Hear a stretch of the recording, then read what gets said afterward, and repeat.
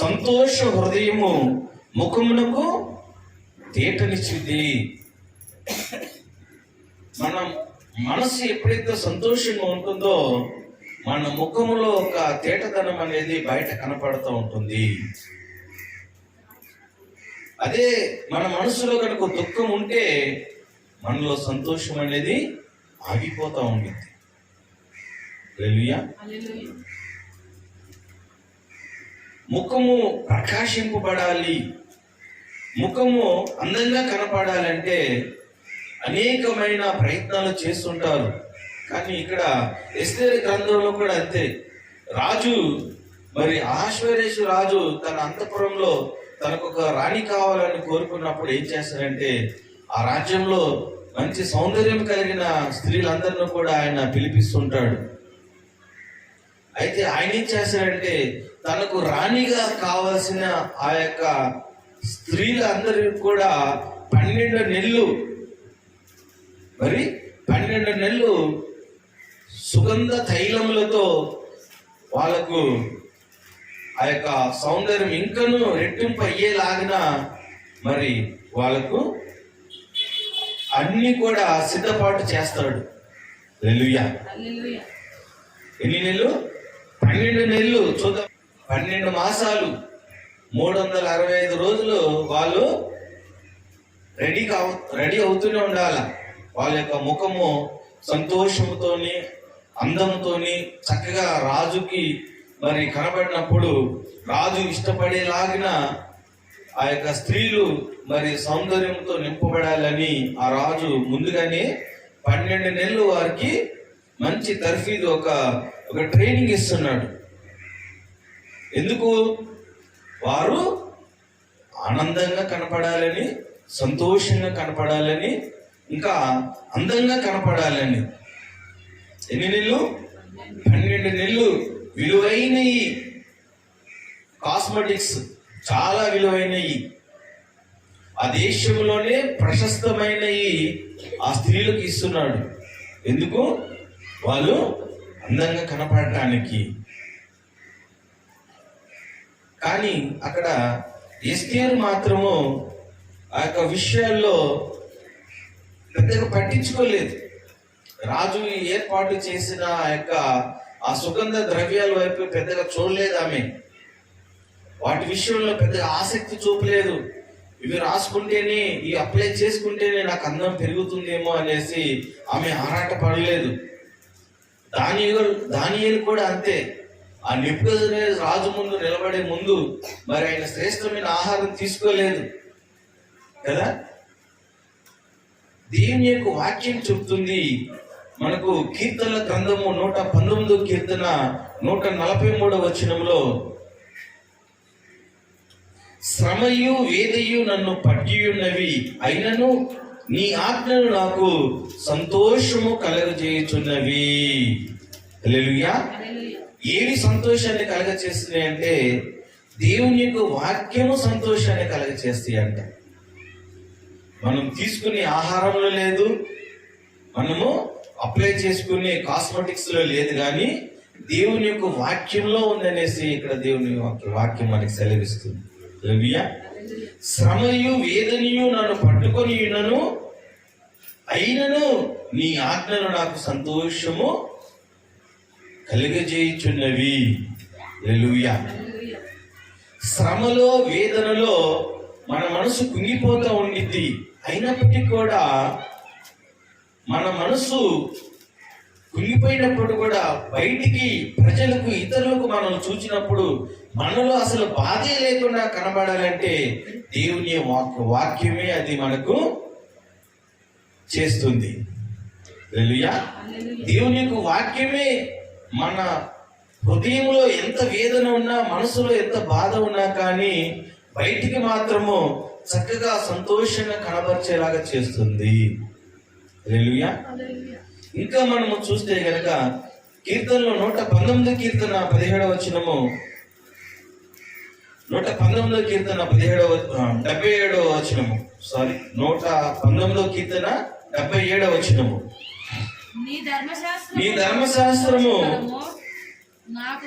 నాకు సంతోషకరము, నేను బ్రతుకున్నట్లు నీ కరుణ కటాక్షము నాకు కలుగును గాక. హల్లెలూయా. నీ ధర్మశాస్త్రము నాకు సంతోషకరము. మనకు సంతోషకరమైనది ఏంటంటే దేవుని యొక్క వాక్యమే. హల్లెలూయా. దానియేలు ఆ రాజు భోజనం బట్టి, ఆ యొక్క పానీయాన్ని బట్టి సంతోషించలేదు. ఎస్తేరు ఆ అంతఃపురంలో ఆ రాజు యొక్క ఏర్పాటు చేసిన ఆ పరిమళ ద్రవ్యాలను బట్టి ఆమె సంతోషించలేదు. అవునా కాదా? వారు దేవుణ్ణి బాగా నమ్మి ఉన్నారు, విశ్వసించి ఉన్నారు. దేవుని యొక్క వాక్యాన్ని వాళ్ళు పట్టుకున్నారు. హల్లెలూయా. దేవుని మొదటగా వెతికిన వారు దేవుని యొక్క వాక్యాన్ని కూడా వెతుకుతారు. దేవునితో సహవాసం చేసేవారు దేవుని యొక్క వాక్యంతో కూడా సహవాసం చేస్తారు. హల్లెలూయా. దేవునితో సహవాసం చేయకుండా దేవుని యొక్క వాక్యంను చదవలేము మనం. దేవుని యొక్క వాక్యం మనకి ఎప్పుడు మనకు అందుబాటులో ఉంటుందంటే దేవుని దగ్గరికి సమీపమైనప్పుడు మాత్రమే. హల్లెలూయా. చూడండి, ఇక్కడ మనం చూస్తే కనుక నిర్గమాకాండము 34వ అధ్యాయము 29-30 వచనాల్లో చూస్తే మోషే ఆ యొక్క పర్వతం మీద దిగి వస్తూ ధర్మశాస్త్రాన్ని ఆ యొక్క 10 ఆజ్ఞలను తీసుకొస్తున్నప్పుడు ఆయన యొక్క ముఖం అంట ప్రకాశించింది. హల్లెలూయా. నిర్గమాకాండం 34వ అధ్యాయము 29-30 వచనాల్లో మోషే ముఖము ప్రకాశించిందంట. ఆ ముఖము ప్రకాశించినప్పుడు ఇశ్రాయేలు ప్రజలందరూ కూడా దాన్ని గుర్తించారు. ఏమనంటే మోషే ముఖము అందముగా, చాలా అందముగా ప్రకాశిస్తుందంట. హల్లెలూయా. ఎందుకు మోషే ముఖము ఆ రీతిగా ప్రకాశించింది అంటే మోషే చేతిలో ఏముంది? దేవుని యొక్క ధర్మశాస్త్రం ఉంది. దేవుని యొక్క వాక్యము ఆయన కలిగి ఉన్నాడు. ఎవరైతే దేవుని యొక్క వాక్యము కలిగి ఉంటారో వారి ముఖములు సంతోషముతో ఉంటాయి. హల్లెలూయా. మనకు అనేకమైన విచారాలు ఉంటూ ఉంటాయి, సమస్యలు ఉంటాయి, అనేకమైన బాధలు ఉంటాయి. అయితే మనం బాధలో ఉన్నామనేసి ఇతరులకు కనపడకుండా ఉండాలంటే చూడండి, మన చాలా సమస్యలో ఉన్న వారి ముఖంలో దుఃఖం కనపడుతూ ఉండిద్ది. కష్టాలు ఎక్కువగా ఉంటే వారు సంతోషించలేరు. వారు ఎంత మంచి శ్రేష్టమైన ఆహారం తినని, ఎంత మంచి ఆహారాన్ని తినని, వాళ్ళు మంచి నివాసంలో ఉండని, వాళ్ళకి అన్ని ఫెసిలిటీస్ ఉన్నా కానీ వారు ముఖములో సంతోషం లేకుండా ఉంటారు. ఎందుకు అంటే ఒక పక్కన వాళ్ళ మనసు నలిగిపోతూ ఉంటుంది, ఒకవైపున వారి మనసులో ఒక బాధ. ఎందుకు అంటే తినటానికి చక్కగా మంచి ఆహారం ఉంది, ఉండటానికి మంచి నివాసాలు ఉన్నాయి, కానీ వారి మీద పడుతున్న ఒత్తిడి, ఆ ప్రభావము, ఆ తీర్చలేని అప్పులు, ఆ తీర్చలేని బాధలు, ఆ వడ్డీలు కట్టలేని స్థితి, ఆ ఇతరులతో మరి ఆ పడే మాటలను బట్టి మనస్సులో వేదన కలుగుతూ ఉంటుంది. ఇంకా చేతికి వచ్చిన కుమారుడు, వయసు వచ్చిన కుమార్తె చక్కగా మరి మాట విననప్పుడు వారి ఇష్టానుసారంగా ప్రవర్తిస్తూ వారి ఇష్టానుసారంగా జీవిస్తుంటే ఆ తల్లి, ఆ తండ్రి వారు ప్రవర్తన చూచి ఎంతో మనసులో కుంగిపోతూ ఉంటారు. హల్లెలూయా. ఎంతో మనసులో వేదన పడుతుంటారు. అన్నీ కలిగి ఉన్నా కానీ వారి బిడ్డలు మాట వినకపోతుంటే వాళ్ళ మనసులో ఎంతో బాధ కలుగుతూ ఉంటుంది. అంతేకాకుండా మరి ఘనంగా వివాహాలు జరిగిన తర్వాత ఆ బిడ్డ మరి తన భర్తతో కానీ భార్యతో కానీ మరి కాపురంకు వెళ్ళకోకుండా అలా ఉంటే ఆ తల్లిదండ్రులు ఎంతో దుఃఖపడుతూ ఉంటారు. వారి మనసులో ఎంతో బాధ ఉంటుంది. పైకి అందరితో మంచిగానే కనపడతారు కానీ లోపల ఎంతో మనోవేదన ఉంటూ ఉంటుంది. హల్లెలూయా. ఈ వేదన పోవాలంటే ఎలా పోతుంది? మన మనసులో ఉన్న బాధ, మన మనసులో ఉన్న వేదన తొలగిపోవాలంటే భక్తుడైన మోషే చేతిలో అక్కడ ధర్మశాస్త్రం ఉన్నప్పుడు, దేవుని యొక్క వాక్యం ఉన్నప్పుడు ఆయన ముఖం ప్రకాశించిందని. అయితే మోషేకు శ్రమలు, వేదనలు, బాధలు లేవా అంటే ఆయనకు చాలా బాధలు ఉన్నాయి, చాలా కష్టాలు ఉన్నాయి. ఎందుకంటే ఆయన నడిపిస్తున్న జనాలు ఎంతమంది అంటే 6 లక్షల మంది. 6 లక్షల మందిలో ఎన్ని వ్యతిరేకతలు ఆయనకు ఉన్నాయి. ఆయన ఎంతగా ఆయనని కించపరిచే వాళ్ళు ఉంటారు, ఎంతగానో ఆయన్ని బాధ పెట్టే వాళ్ళు ఉంటారు, ఆయనకు వ్యతిరేకంగా మాట్లాడే వాళ్ళు ఉంటారు, ఆయనని ఇంకనూ ఆయన తక్కువ చిన్న చూపు చూసే వాళ్ళు ఉంటారు. మోషే అనేకమైన బాధల్లో, శ్రమల్లో ఉన్నప్పటికీ కూడా దేవుని యొక్క వాక్యము ఆయన ఎప్పుడైతే కలిగి ఉన్నాడో ఆయన ముఖము ప్రకాశించింది. హల్లెలూయా. మన జీవితంలో కూడా అంతే. మనకు మోషే కన్నా ఇప్పుడు మనమున్న స్థితి మనం అనుకుంటూ ఉంటాం ఎప్పుడు కూడా, అందరికన్నా నాకే ఎక్కువ బాధలు ఉన్నాయి, అందరికన్నా నాకే ఎక్కువ కష్టాలు ఉన్నాయి అనుకుంటాము. కానీ ఎవరి పరిధిలో వాళ్ళకు ఉంటా ఉంటాయి, ఎవరి స్థాయికి తగ్గట్టుగా వాళ్ళకు ఉంటా ఉంటాయి. అవునా కదా? ఎవరి స్థాయికి తగ్గట్టుగా వారి కష్టాలు ఉంటా ఉంటాయి. దేవుడు ఇచ్చిన అవకాశాలు, దేవుడు కల్పించిన అవకాశాలు, దేవుడు చేసిన మేలు మనము జాగ్రత్తగా నిలుపుకోకపోతే మనం ఎప్పుడు సంతోషంగా ఉండలేము. హల్లెలూయా. దేవుడిచ్చింది ఏదైనా కానీ మనము భద్రపరచుకోవాలి. దేవుడిచ్చిన ఏ ఆశీర్వాదమైనా సరే అది నువ్వు కాపాడుకుంటేనే నీకు గొప్ప సంతోషం కలుగుతుంది. దేవుడు ప్రేమించి నీకు బిడ్డలను ఇచ్చారా, వాళ్ళను చక్కగా నువ్వు బాల్యంలో వాళ్ళను పెంచాలి. బాల్య దినంలో నుంచే వాళ్ళకి మంచి విద్యా బుద్ధులు నేర్పించాలి. తల్లిదండ్రులకు ఇంకా గురువులకు ఇంకా పెద్దలకు లోబడే మనసు వారికి ఉండాలి. ఎదురు తిరిగే స్వభావము, గర్వము, అహంకారము వాళ్ళు ఉండటానికి వీల్లేదు. తద్వారా ఒకరోజు నువ్వే బాధపడాల్సి వస్తుంది వాళ్ళు పెంచే క్రమంలో కూడా పెంచకపోతే కదా. దేవుడు చక్కగా నీకు వివాహం జరిగించి, ఘనంగా వివాహం జరిగించినప్పుడు నువ్వు చక్కగా సంతోషంతో యొక్క ఫ్యామిలీని రన్ చేసుకోవాలి. ఏదో లోటు ఉందని, ఏదో బాధ ఉందనేసి నువ్వు దూరం కాకూడదు. దేవుడిచ్చింది నీకు అది కదా, దేవుడు జతపరిచిన విధానం అది నీకు. ఆ విషయంలో నువ్వు అజాగ్రత్తగా ఉంటూ, ఆ విషయంలో నువ్వు నిర్లక్ష్యంగా ఉంటే ఎట్లా? హల్లెలూయా.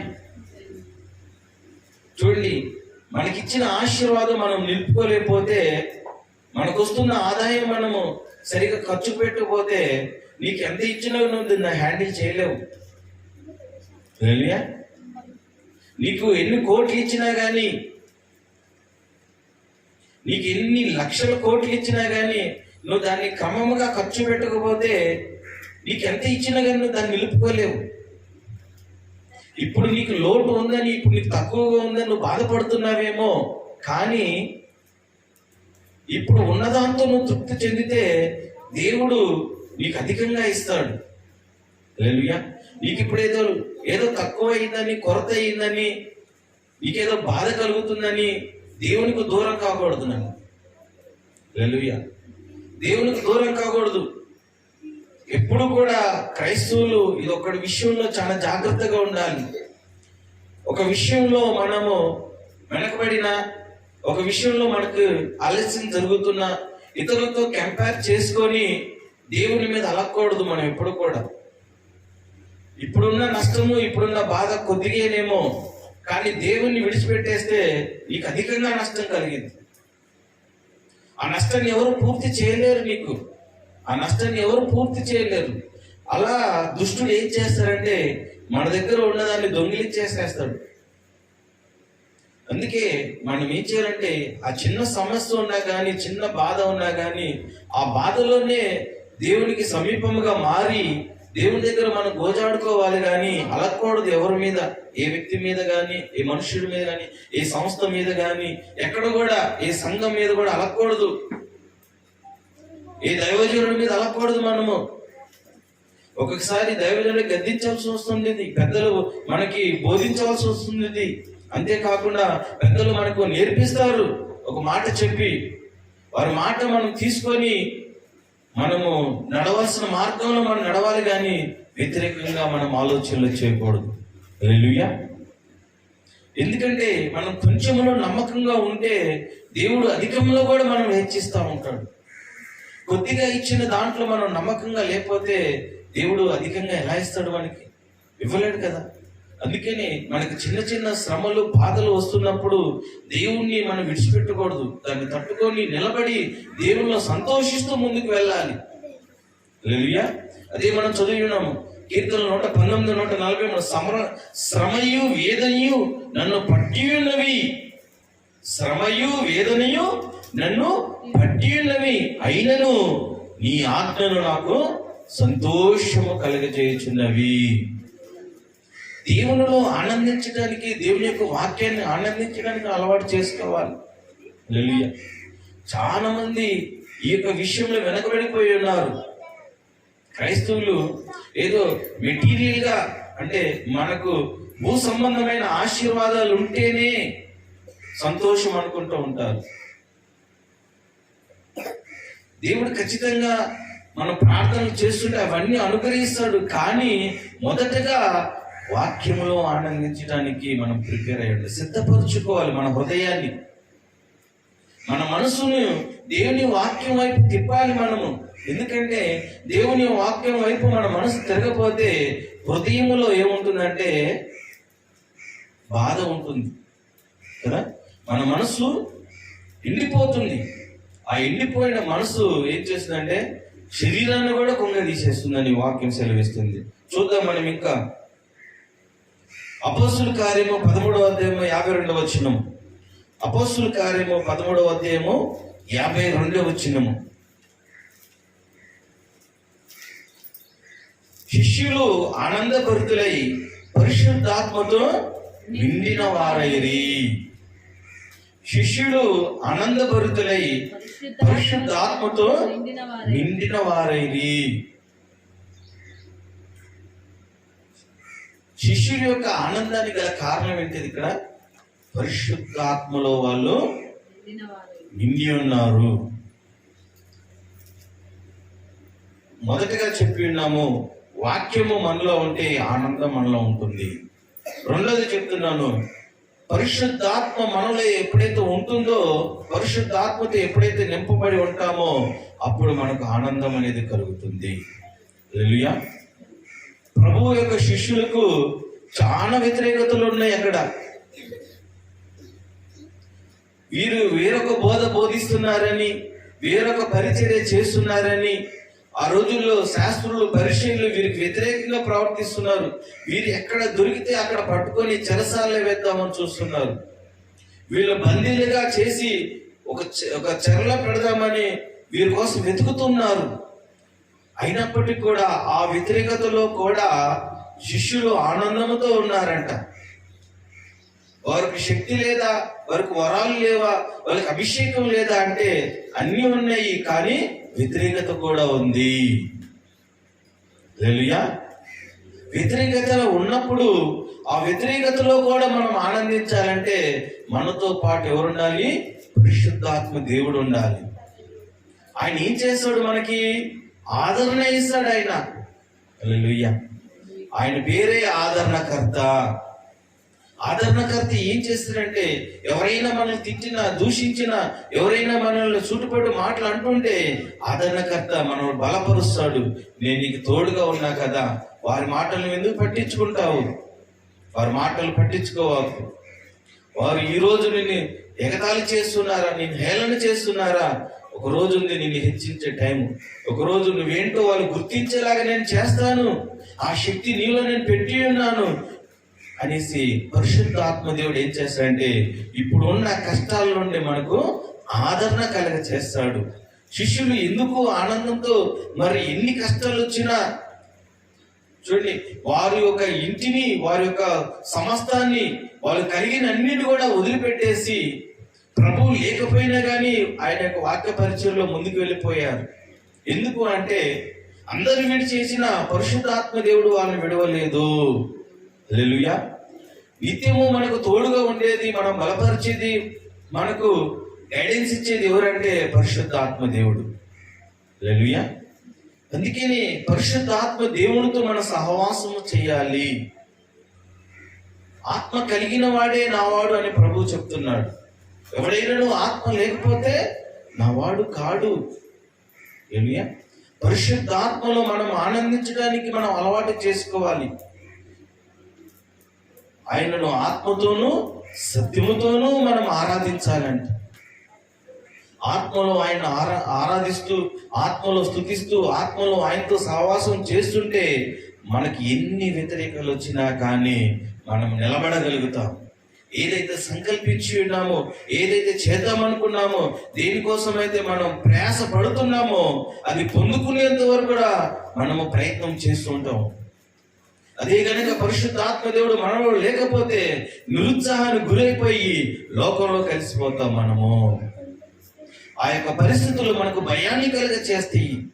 ఇక ఇది ఎందుకులే, నాకు ఈ పరిచర్య ఎందుకు, ఈ సేవ ఎందుకు, ఈ కుటుంబం ఎందుకు, మాకు ఈ బాధ్యతలన్నీ ఎందుకు, నాకు నేను నా పని ఏదో నేను చూసుకుంటే పోలా అనేసి ఆ యొక్క అపవాది అయిన సాతానుడు ఏం చేస్తాడంటే భయాలు గురి చేస్తాడు. పరిశుద్ధాత్మ దేవుడు మనకు ధైర్యము కలగ చేస్తాడు. హల్లెలూయా. అందుకని మనకు పరిశుద్ధాత్మతో సహవాసం అనేది మనకు ఉండాలి. పరిశుద్ధాత్మ నింపుదల అనేది మనం కలిగి ఉండాలని ఇక్కడ దేవుని యొక్క వాక్యం సెలవిస్తుంది. చూద్దాం మనం ఇంకా కీర్తనలో 37 కీర్తన 12వ వచనము. కీర్తనలో 30:12వ వచనము.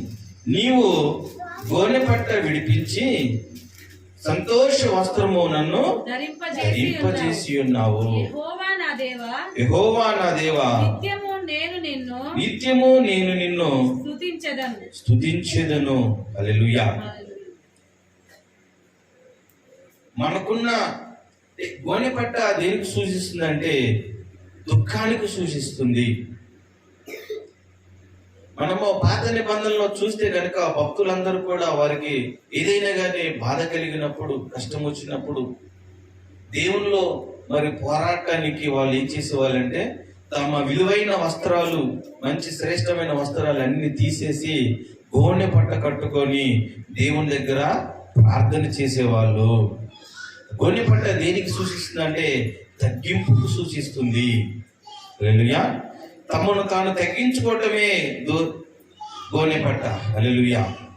తమను తాను తగ్గించుకొని దేవుణ్ణి హెచ్చించడమే ఆ గోనె పట్టను చూపిస్తుంది. చూడండి, నీవు నా గోనె పట్ట విడిపించి సంతోష వస్త్రము నన్ను ధరింపజేసి ఉన్నావు. యెహోవా నా దేవా, నిత్యము నేను నిన్ను స్తుతించెదను.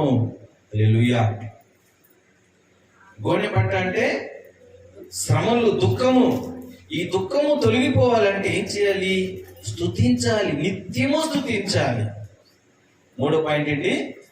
నిత్యము దేవుణ్ణి స్తుతించాలి. దేవుణ్ణి స్తుతిస్తుంటే ఆ స్తుతి ద్వారా దేవుని మహిమ మన మీదకి వస్తుందండి. స్తుతి ద్వారా దేవుడు మనలో నూతన ఆనందాన్ని కలగ చేస్తాడు. దేవుణ్ణి ఎంతగా మనం స్తుతిస్తుంటామో, దేవుణ్ణి ఎంతగా మనం పొగుడుతుంటామో, దేవుణ్ణి ఎంతగా మనం గణపరుస్తుంటామో దేవుడు మనలో కూడా అలా గణపరుస్తుంటాడు. హల్లెలూయా. ఎందుకు? ఆయన ఘనమైన వాడు కనుక ఆయన గణపరిస్తే ఆయన మనల్ని గణపరుస్తున్నాడు. స్థితులు ఏం చేస్తుంటాము? ఆయనని గణపరుస్తూ ఉంటాము. హల్లెలూయా. నిత్యము స్తుతింపదగిన దేవుడు ఆయన. మనం చూస్తే కనుక ప్రకటన గ్రంథంలో ఆయన్ని కెరూబులు, శరాపులు అంట నిత్యము మరి వేల కొలది, లక్షల కొలది ఆయనని ఘనమైన దేవుడు, ఘనమైన దేవుడు, ఘనమైన దేవుడు అని ఆయనని స్తుతిస్తూ ఉంటాయండి. కాబట్టి ఈ భూమి మీద మనము ఘనహీనులమైన మనము, ఘనత లేని మనము ఆయన స్తుతిస్తుంటే దేవుడు మనల్ని ఘనపరుస్తుంటాడు. మనలో ఉన్న దుఃఖము తొలగిపోయి మనకు దేవుడు సంతోషాన్ని ఇస్తాడు. కాబట్టి మన ప్రభువును మనము స్తుతించాలి. ఎందుకు స్తుతించాలి అంటే మన ఘనత కోసమే. మన దుఃఖం తొలగిపోవడానికి మనం స్తుతించాలి. బాధ కలిగినప్పుడు, వేదన కలిగినప్పుడు మనం కుంగిపోయి మనం మౌనంగా ఉండొద్దు, కానీ దేవుణ్ణి స్తుతించాలి. హల్లెలూయా. స్థుతిలో నీ చింత యావత్తు కూడా తొలగిపోతుంది. నువ్వు మర్చిపోతావు నీ బాధను. దేవుని యొక్క శక్తిని నువ్వు గణపరుస్తున్నప్పుడు స్థుతులు ఏం చేస్తావు? దేవుని యొక్క శక్తిని గణపరుస్తుంటావు. అప్పుడు ఆ శక్తి నీలోనికి వస్తుంది. ఆ శక్తి నీలోనికి వచ్చి నీలో ఉన్న బలహీనతను తొలగించి నిన్ను బలపరుస్తుంది, నీకు శక్తివంతుడిగా మారుస్తుంది. కాబట్టి నువ్వు దేవుణ్ణి స్తుతించడానికి అలవాటు చేసుకోవాలి. ఈ రోజు నుంచి అయినా సరే దుఃఖంలో ఉన్నప్పుడు, బాధలో ఉన్నప్పుడు ఏం చేయాలంటే దేవుణ్ణి స్తుతించాలి, బాగా దేవుణ్ణి స్తుతించాలి. అప్పుడు నీకు తెలియకుండా నీ మనసులో ఉన్న భారం అంతా తొలగిపోతూ ఉంటుంది, నీ మనసులో ఉన్న వేదన తొలగిపోయింది. కాబట్టి స్తుతించడానికి మనము అలవాటు చేసుకోవాలి. ఇంకా చూద్దాం మనము కీర్తనలు 43వ కీర్తన 4వ వచనము. 43వ కీర్తన 4వ వచనము. అప్పుడు నేను దేవుని బలిపీఠమునొద్దకు నాకు ఆనంద సంతోషములు కలగజేయు దేవుని యొద్దకు చేరుదును. దేవా, నా దేవా, సితారా వాయించుచు నీకు కృతజ్ఞతాస్తుతులు చెల్లించెదను. హల్లెలూయా. ఎక్కడికి రావాలంట? నేను దేవుని బలిపీఠమునొద్దకు నాకు ఆనందము సంతోషము కలుగజేయు దేవుని యొద్దకు చేరుదును. ఎక్కడికి రావాలి? బాధలో ఉన్నప్పుడు, మనసు నెమ్మదిగా లేనప్పుడు, మనసు కుదుటుగా లేనప్పుడు తన బలిపీఠం దగ్గరికి రావాలంట. అంటే తన మందిరానికి రావాలి. హల్లెలూయా. మందిరంలోకి వస్తే దేవుడు నీతో వాక్యం ద్వారా మాట్లాడతాడు, నీతో ప్రవచనాత్మకంగా మాట్లాడతాడు, నేను బలపరిచే విధంగా మాట్లాడతాడు, నీకు ధైర్యం ఇచ్చేలాగా మాట్లాడతాడు కదా. దేవుని మందిరంలో మనం అందరం ఏం చేస్తాము? అందరం కలిసి దేవుణ్ణి కొనియాడుకుంటూ ఉంటాము. అదే ఇక్కడ అంటున్నాడు కదా, దేవా, నా దేవా, సితారా వాయించుచు నీకు కృతజ్ఞతాస్తుతులు చెల్లించేదను. అంటే మనం అందరం కూడా సంతోషంతో చప్పట్లు కొట్టుకుంటూ మరి ఆనందంతో దేవుని మందిరంలో ఉంటాం. ఇదే ఆనందం మన ఇంట్లో ఉంటుందా? ఈ రీతిగా మనం కలుసుకోగలుగుతామా? ఈ రీతిగా మనము ఆత్మీయంగా ఉండగలుగుతామా? ఈ రీతిగా మనం ప్రార్థన చేయగలుగుతామా? ఉండలేము. అందుకని దేవుని మందిరానికి రావాలి మనం.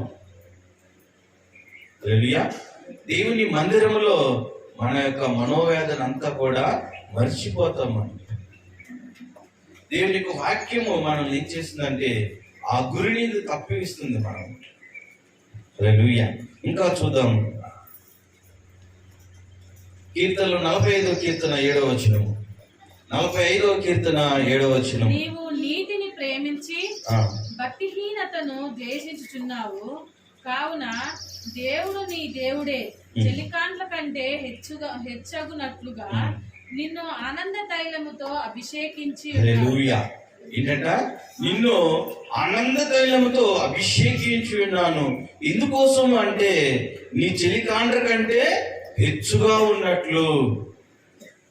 మనం కోరుకునేది అదే కదా, అందరికన్నా మనము హెచ్చుగా ఉండాలని, అందరికన్నా మనం బాగుండాలని, మన లైఫ్ బాగుండాలని, మన జీవితం బాగుండాలని, మనం సంతోషంగా ఉండాలని, మనం ఆనందంగా ఉండాలని మనం కోరుకుంటాము. అయితే అది ఎప్పుడు కలుగుతుందంటే దేవుడు నిన్ను ఆనంద తైలముతో అభిషేకిస్తే, దేవుడు నిన్ను అభిషేకించినప్పుడు నువ్వు ఇతరుల కన్నా హెచ్చైన స్థానంలో ఉంటావు. హల్లెలూయా. మనం 5 పాయింట్స్ చెప్పుకున్నాం ఇప్పుడు. మొదటిగా దేవుని యొక్క వాక్యము ఉండాలి మనలో, దేవుని యొక్క వాక్యము కలిగి ఉండాలి, దేవుని స్తుతించాలి, దేవుని యొక్క మందిరానికి రావాలి, దేవుని ఇంకా ఏం చేయాలంట? ఆయన అభిషేకాన్ని పొందుకోవాలి. ఆయన అభిషేకాన్ని పొందుకోవాలి. ఆయన అభిషేకాన్ని పొందుకుంటే మనలో ఏం కలుగుతుందంటే ఇతరుల కన్నా కానీ మనం హెచ్చైన స్థానంలో ఉంటాము. అంటే ఇతరులు ఆనందం దానికన్నా మనకు దేవుడు ఇంకా గొప్ప ఆనందం ఇస్తుంటాడు. కాబట్టి మనం మన యొక్క మనోవిచారణ, మన సంతోషం ఇంకా అధికం కావాలి అంటే, మన మనోవిచారణ తొలగిపోయి మన మనసు ఆనందించాలి అంటే ఈ యొక్క 5 విషయాల్లో మనం ముందు కొనసాగాలి. హల్లెలూయా. ఈ 5 విషయాల్లో కనుక మనము పాటిస్తూ ఈ యొక్క 5 విషయాల్లో ముందుకు వెళుతుంటే దేవుడు తన క్రియలు మన జీవితంలో అత్యధికంగా జరిగిస్తాడు. హల్లెలూయా. అంతేకాని మనం ఒంటరిగా ఉంటూ మరి ఏకాంతంగా మనం కుంగిపోతూ మనసులో బాధపడుతూ ఉంటే అపవాది అయిన సాతాను ఏం చేస్తాడంటే వాడి యొక్క ఆలోచనలు మనలో నింపుతా ఉంటాడు. ఇక ఈ జీవితం ఇంతే, ఇక నువ్వేం చేయలేవు, ఇక అయిపోయింది నీ జీవితం, ఇక నువ్వు ఇక ఓడిపోయావు, నీ లైఫ్ లో నువ్వు ఓడిపోయావు, ఇక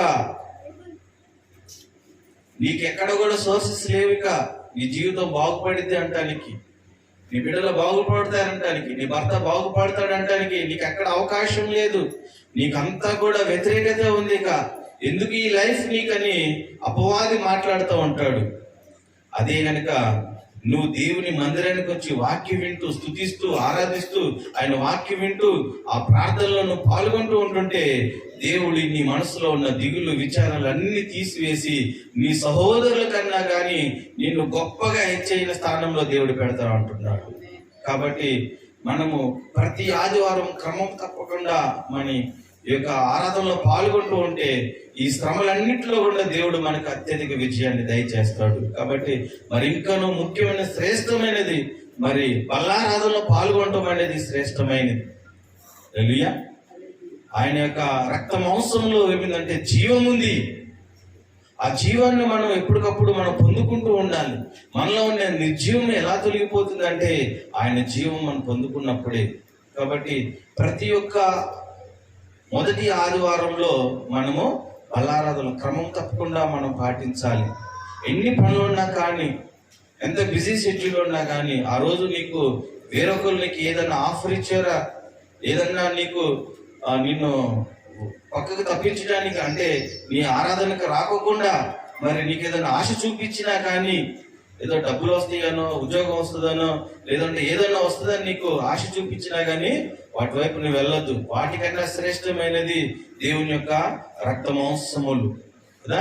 ప్రభు యొక్క రక్త మాంసంలో మనం పాల్గొనటము చాలా ధన్యకరమైనది. ఇలాంటి ధన్యతను మనం పోగొట్టుకోకూడదు.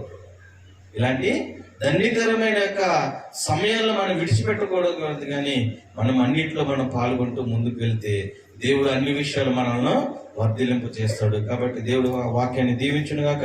ప్రార్థన చేసుకుందాం.